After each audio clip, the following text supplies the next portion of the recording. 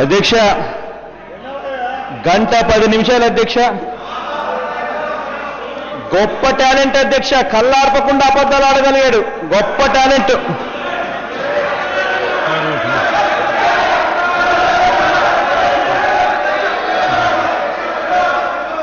అధ్యక్ష అధ్యక్ష అధ్యక్ష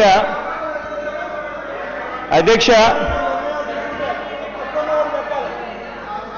అధ్యక్ష మొదటి క్లారిఫికేషన్ అధ్యక్ష, ఈ టెండర్ డాక్యుమెంట్ లో 16.9% మీరు బోనస్ ఇస్తాము అని మీరు ఎక్కడైనా మెన్షన్ చేశారని అడిగితే చాలా క్లియర్ గా చెప్పారు.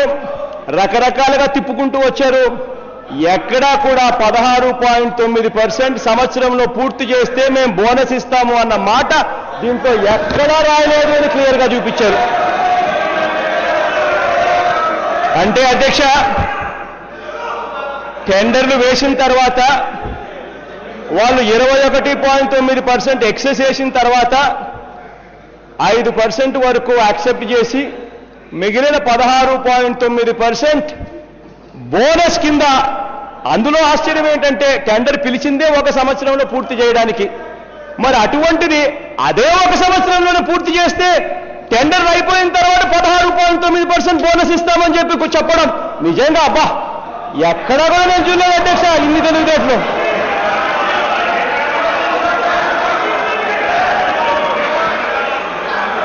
రెండేది పాయింట్లే చెప్తా. చంద్రబాబు నాయుడు గారి మాదిరి నేను సుదీర్ఘంగా నేను చెప్పను, పాయింట్లే చెప్తా, నోట్ చేసుకోండి. అధ్యక్ష, ఫ్లడ్ గురించి చెప్పారు అధ్యక్ష. అధ్యక్ష, నిజంగా మీరు చెప్తా ఉన్నట్టుగా గోదావరి 6 నెలలు 8 నెలలు ఈ రకంగా నిజంగా గోదావరి పొంగుతా ఉంటే అధ్యక్ష, ఇదే మాటలు అధ్యక్ష పక్కనే మా జ్యోతిర్నారాయణ ఉన్నాడు. అడిగా, అన్న ఏందన్నా 6 నెలలు పొంగుతా అంటున్నాడు, 8 నెలలు వరదలు వస్తాయంట, 9 నెలలు వరదలు వస్తున్నాయని అంటాను. అడిగా నేను, నా పక్కనే ఉన్నాడు ఇక్కడే. ఆయన అంటా ఉన్నాడు అధ్యక్ష, నా పక్కనే కూడా ఉన్నాడు. ఆయన అంటానే ఉన్నాడు, ఆయన కట్టాలని నిర్ణయం తీసుకున్నాడు. కట్టాలని ఆయన నిర్ణయం తీసుకున్నాడు కాబట్టి ఎండాకాలంలో కూడా వరదలు వస్తాయని చెప్పి కూడా ఆయన చెప్పగలుగుతాడు అని చెప్పి కూడా అన్నారు. అధ్యక్ష అధ్యక్ష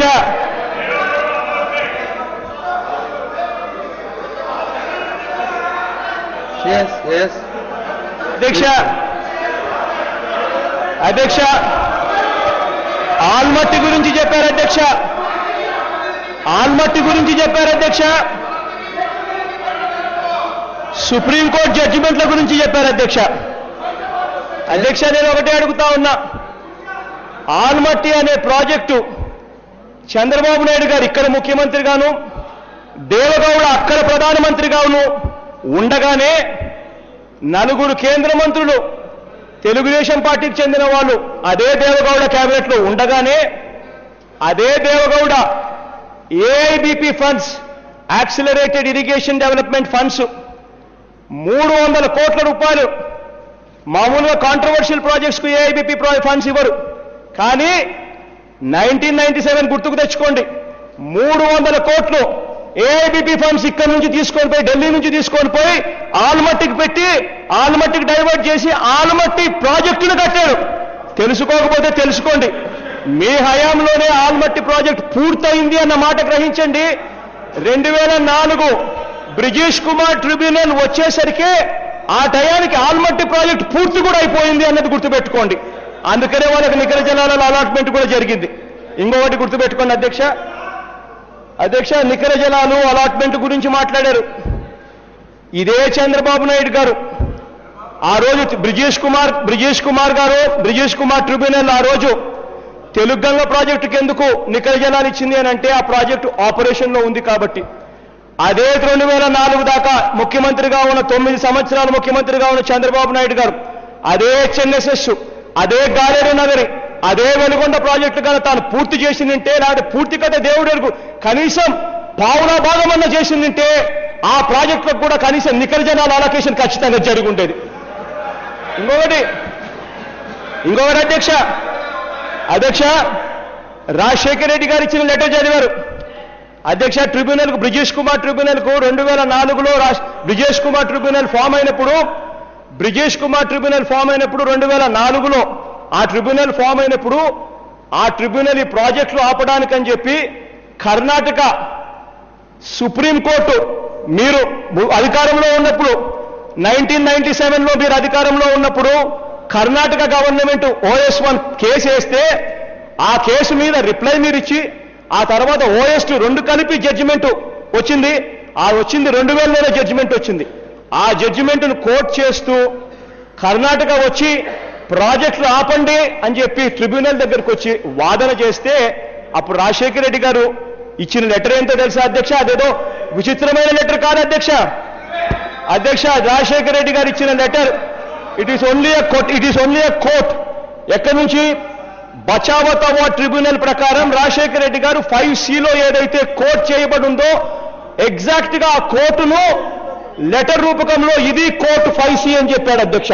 కావాలంటే చూసుకోండి ఆ లెటర్లో బ్రిజేష్ కుమార్ ట్రిబ్యునల్ 5C ఏం చెప్తా ఉందో చదువుతాను. చదివింది ఆ లెటర్తో కంపేర్ చేసుకోండి. చదువుతాను వినండి.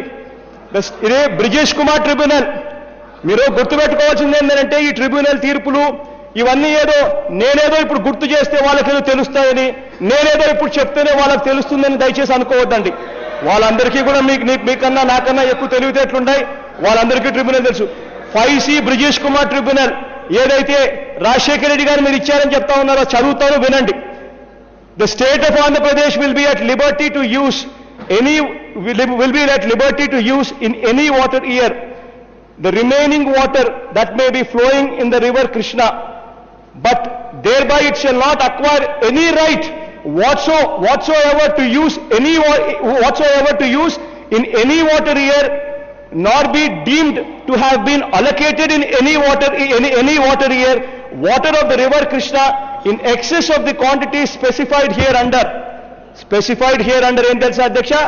స్కీమ్ A ప్రకారం 2060 TMC 2060 TMCలో ట్రిబ్యునల్ బచావత్ అవార్డ్ ట్రిబ్యునల్ ప్రకారం మన భాగానికి 800 TMC చిల్లర, కర్ణాటకకు 700 TMC చిల్లర, మహారాష్ట్రకు 500 TMC చిల్లర.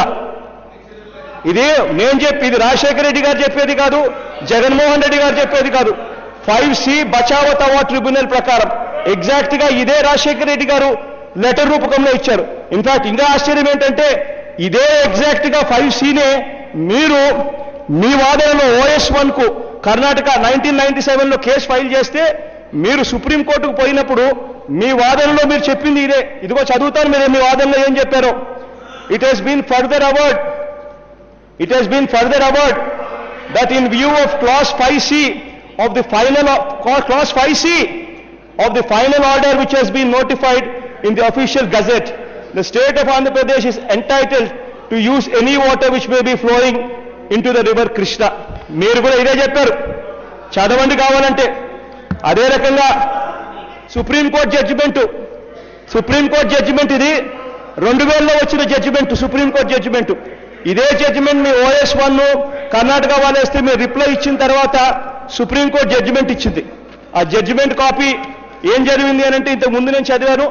మళ్ళా ఒకే అబద్ధాన్ని 100 సార్లు చెప్తే అదే నిజమవుతుంది అన్న ధోరణిలో ముఖ్యమంత్రి గారు మళ్ళీ అదే రిపీట్ చేస్తా ఉన్నారు. కాబట్టి నేను మళ్ళీ సుప్రీంకోర్టు జడ్జిమెంట్ చదువుతా ఉన్నా వినండి. 1 గంట 10 నిమిషాలు ఆయన మాట్లాడాడు చంద్రబాబు నాయుడు గారు. జడ్జిమెంట్ చదువుతాను వినండి అధ్యక్ష. సుప్రీంకోర్టు జడ్జిమెంట్ ఇది 2000లో వచ్చిన సుప్రీంకోర్టు జడ్జిమెంట్.